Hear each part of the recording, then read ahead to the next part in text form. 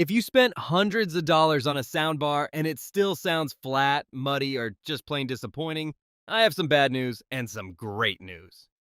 The bad news is you probably set it up completely wrong, just like 90% of people do. The good news is that fixing these mistakes takes about 15 minutes and costs you absolutely nothing, and the improvement in sound quality will blow your mind. Before we dive into the exact fixes that will transform your audio, hit that subscribe button and drop a like if you're tired of mediocre sound from expensive gear.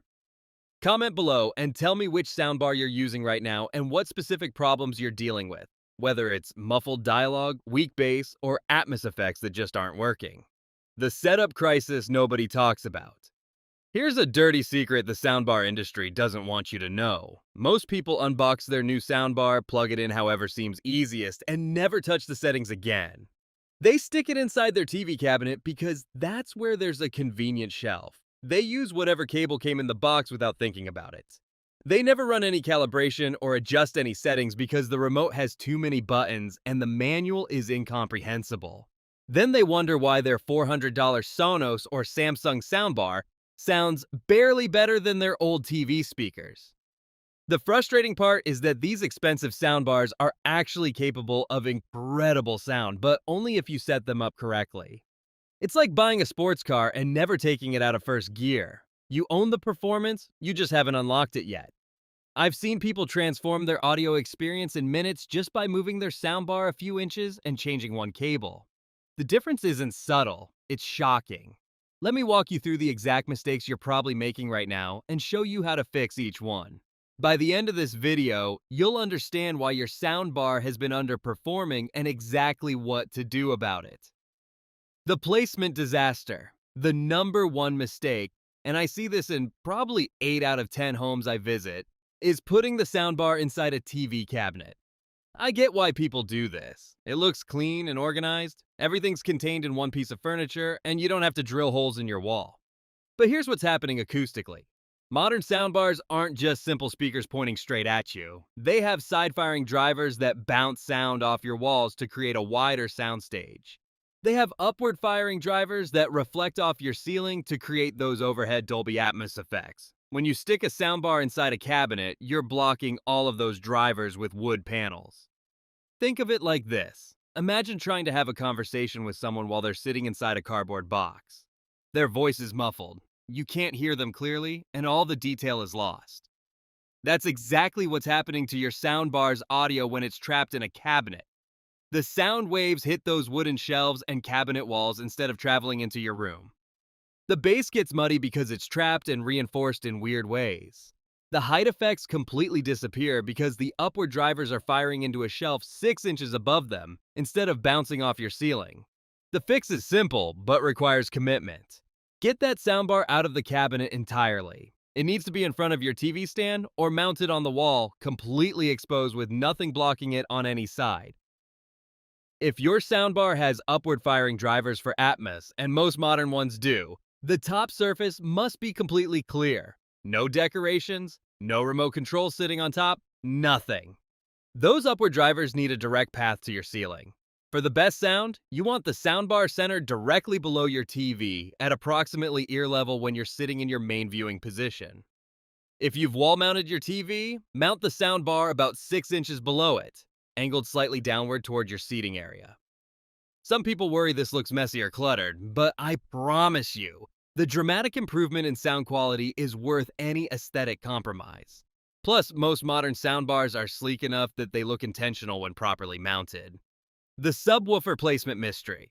Let's talk about that wireless subwoofer that came with your soundbar, because most people get this wrong too.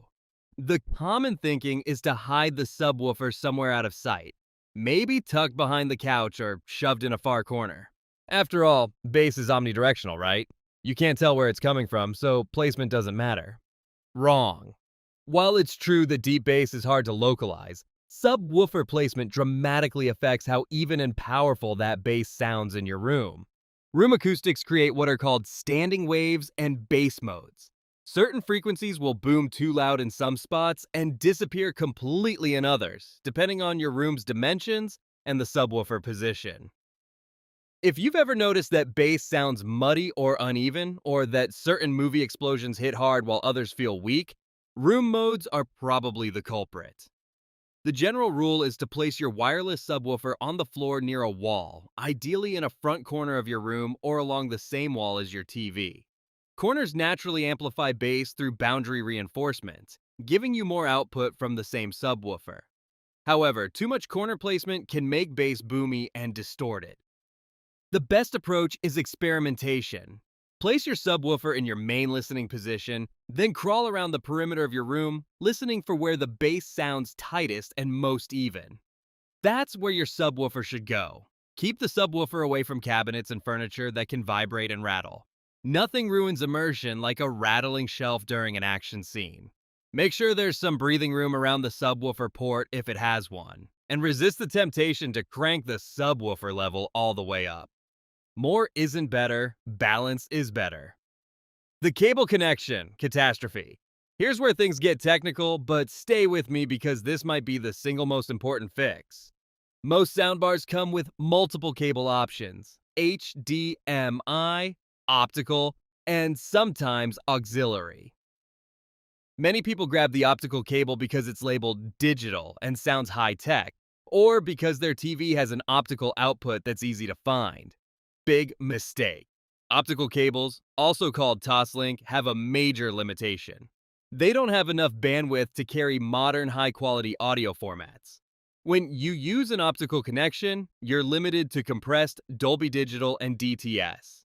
You cannot get Dolby Atmos, you cannot get DTS:X, and you cannot get lossless audio like Dolby True HD or DTS HD master audio from your Blu-rays. You're getting the audio equivalent of watching a 4K movie in standard definition. Your soundbar is capable of so much more, but the optical cable is bottlenecking everything. The solution is HDMI ARC, or even better, HDMI eARC.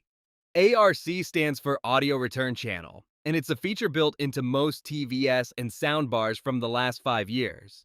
It allows your TV to send high-quality audio back to your soundbar through the same HDMI cable. The enhanced version, eARC, supports full bandwidth lossless audio in object-based formats like Atmos with zero compression.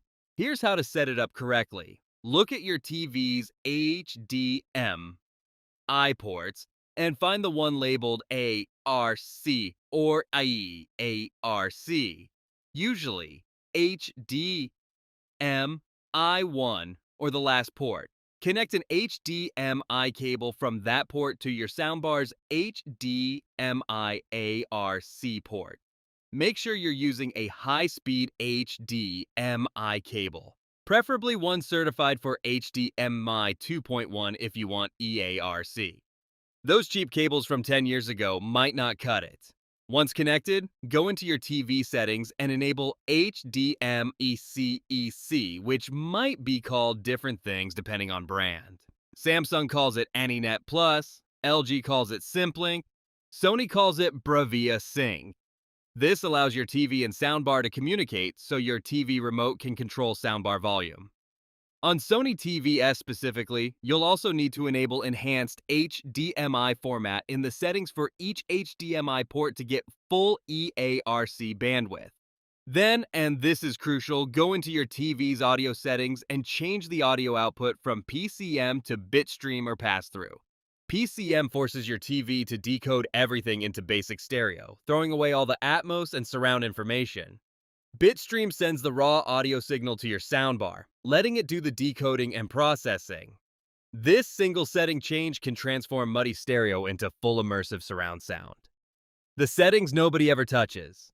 Once your physical setup is correct, we need to dive into settings that most people never even know exist. Modern soundbars have powerful calibration features, but they only work if you actually use them. Many soundbars from brands like Sonos, Samsung, and Bose have auto-calibration that uses your phone's microphone or an included mic to measure your room acoustics and adjust the sound accordingly. This calibration process analyzes how sound reflects off your walls, ceiling, and furniture, then applies equalization and timing adjustments to compensate for room problems. It's like getting a professional audio installer to tune your system, except it's automated and free. The catch is you have to actually run it, and most people skip this step. Find the calibration option in your Soundbars app. It's usually called room correction, true play, space fit, or something similar.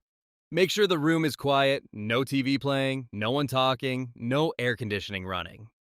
Place your phone or the mic in your main listening position and start the process. You'll hear test tones, some high-pitched beeps, and low rumbles. Don't interrupt it. Let it complete the full measurement cycle. After calibration, you should notice immediately clearer dialogue, more balanced bass, and better overall cohesion between the soundbar and subwoofer. If your soundbar doesn't have auto calibration, you can still make manual adjustments. Most soundbars have dialogue enhancement or voice boost modes.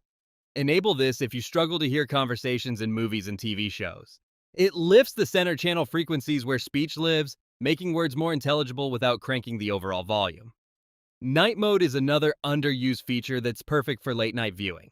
It compresses the dynamic range, meaning it reduces the difference between quiet and loud sounds. Explosions won't blast you out of your seat, and whispered dialogue won't disappear. You can watch at lower volumes while still hearing everything clearly, which your neighbors and family will appreciate. The lip sync problem. Everyone ignores. Have you ever noticed that actors' lips don't quite match the words you're hearing? This lip sync delay or audio lag drives people crazy, but most don't realize it's fixable.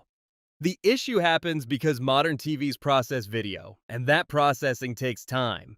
Your soundbar receives the audio faster than the TV displays the matching video frame, so sound arrives early and looks out of sync. Every decent soundbar has an audio delay setting buried in the menus. It's sometimes called lip sync adjustment, AV sync, or audio delay. You can add small delays to the audio, usually in 1 or 2 millisecond increments, until it perfectly matches the video. Start at 0 and increase the delay in small steps while watching someone talk on screen. When their mouth movements and the words you hear line up perfectly, you've found the right setting. This seems like a minor tweak, but lip sync problems are subconsciously distracting. Your brain knows something is wrong even if you can't quite put your finger on it. Fixing it makes the entire viewing experience feel more natural and immersive. Advanced moves for maximum performance. If you want to take things to the next level, there are some advanced tricks that serious home theater enthusiasts use. First, consider adding wireless rear speakers if your soundbar supports them. Brands like Sonos, Samsung, and Bose sell optional rear speaker kits that pair with their soundbars. These give you true surround sound instead of the simulated surround that DSP creates. Position them at ear level behind or slightly to the side of your seating aimed toward the listening area. The difference between simulated surround and real rear speakers is night and day. Instead of the soundbar trying to trick your ears with reflections, you get actual discrete sound coming from behind you.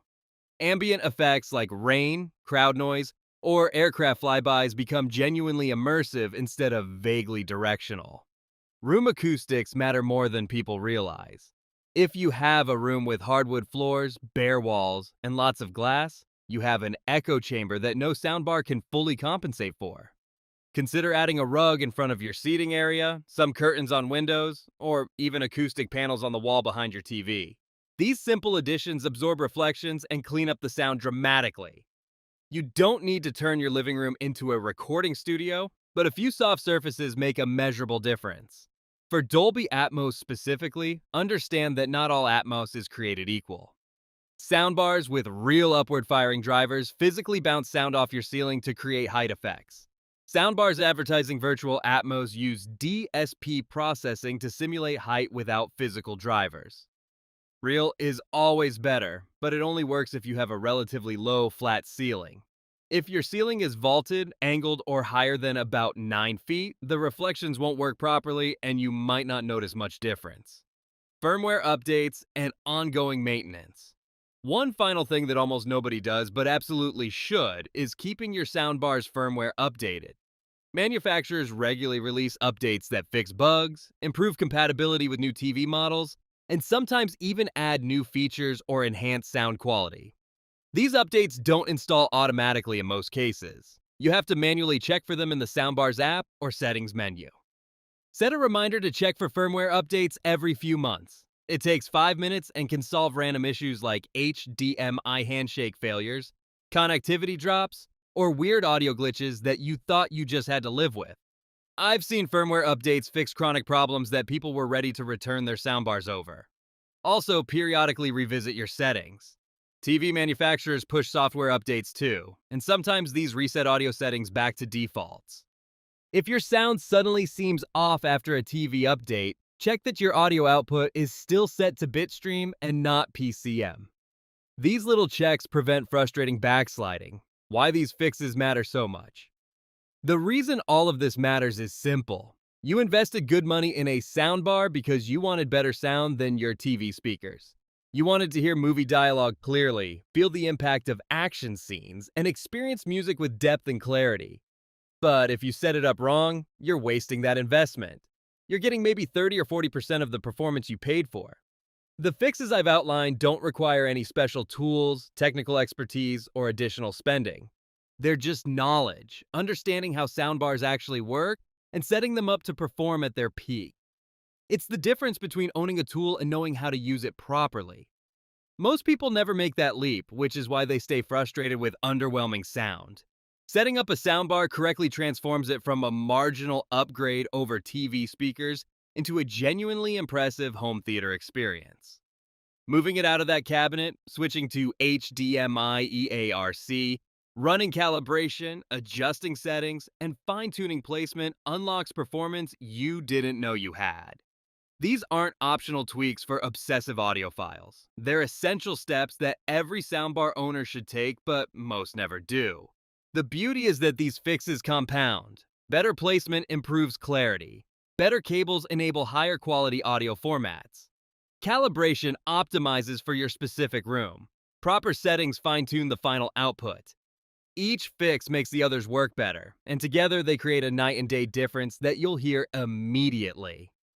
If you found this guide helpful, smash that like button and subscribe for more practical audio advice that actually works. Drop a comment and tell me which of these fixes made the biggest difference for you, or ask questions about your specific setup challenges. Let's help each other get the most out of our gear. Thanks for watching, and enjoy that dramatically better sound you're about to experience when you fix these mistakes tonight.